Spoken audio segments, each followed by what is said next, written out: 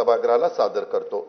सन 2047 पर्यंत भारत हे विकसित राष्ट्र व्हावे असा माननीय पंतप्रधान श्री नरेंद्र मोदी साहेबांचा संकल्प आहे। हा संकल्प सिद्धीस नेण्यासाठी महाराष्ट्र अव्वल दर्जाची कामगिरी करेल यात मला तिळमात्र शंका नाही। या सरकारच्या स्थापनेच्या वेळीच महाराष्ट्र आता थांबणार नाही असा संकल्प मुख्यमंत्री महोदयांनी केला आहे। विकसित भारत, विकसित महाराष्ट्र हे सूत्र प्रत्यक्षात आणण्यासाठी विकास चक्राला गती देणे आवश्यक आहे।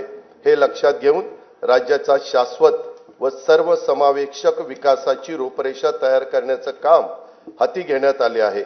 उद्योग, पायाभूत सुविधा, कृषी व संलग्न क्षेत्रे, सामाजिक व इतर क्षेत्राच्या विकासासाठी महत्त्वाच्या तरतुदी करणारा हा अर्थसंकल्प आहे। महाराष्ट्र आता थांबणार नाही, विकास आता लांबणार नाही। सुविकसित पायाभूत सुविधा, मुबलक नैसर्गिक संसाधने आणि कुशल मनुष्यबळामुळे महाराष्ट्र हे नवीन उद्योग स्थापित करण्यासाठी आदर्श राज्य आहे।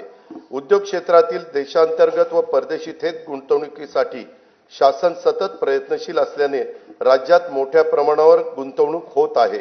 अर्थव्यवस्थेच्या विकास चक्राला चालना देण्यासाठी खाजगी तसेच शासकीय गुंतवणूक, नागरिकांचा उपभोग खर्च आणि निर्यात या चार प्रमुख घटकांच्या मध्ये वृद्धी होणे आवश्यक आहे। शासनाने पायाभूत सुविधांवर केलेल्या गुंतवणुकीमुळे तसेच उद्योगांना दिलेल्या विविध प्रोत्साहनामुळे मोठ्या प्रमाणावर थेट देशी व परदेशी गुंतवणूक आकर्षित होत आहे। खाजगी गुंतवणुकीचे उत्पादनात मोठ्या प्रमाणावर वाढ होत आहे। रोजगारात वाढ होऊन उत्पन्नात वृद्धी होत आहे। या व्यतिरिक्त शासनाच्या विविध योजनांचा लाभ लाभार्थींच्या बँक खात्यात थेट जमा करण्यात येत असल्याने क्रय शक्ती वाढली आहे। त्याचा परिणाम बाजारात वस्तू व सेवांच्या मागणीत वाढ होण्यात झालेला आहे। परिणामी गुंतवणूक, रोजगार निर्मिती, वाढीव उत्पन्न, मागणी, गुंतवणूक असे विकास चक्र फिरते आहे। औद्योगिक विकासात राज्य सदैव अग्रेसर असून थेट विदेशी गुंतवणुकीच्या बाबतीतही देशात अव्वल आहे।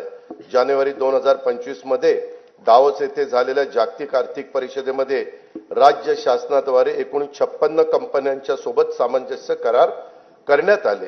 त्याद्वारे येत्या काळात 15,72,654 कोटी रुपयांची गुंतवणूक होणार आहे। त्यातून 16 लाख रोजगार निर्मिती होईल असा अंदाज आहे। महायुतीचे सरकार स्थापन झाल्यानंतर राज्याच्या सर्वांगीण प्रगतीसाठी मंत्रालयीन विभाग तसेच क्षेत्रीय कार्यालयासाठी 100 दिवसाचा 7 कलमी कृती आराखडा तयार करण्यात आला। या कृती आराखड्यात संकेतस्थळाचा विकास, सुलभ जीवनमान,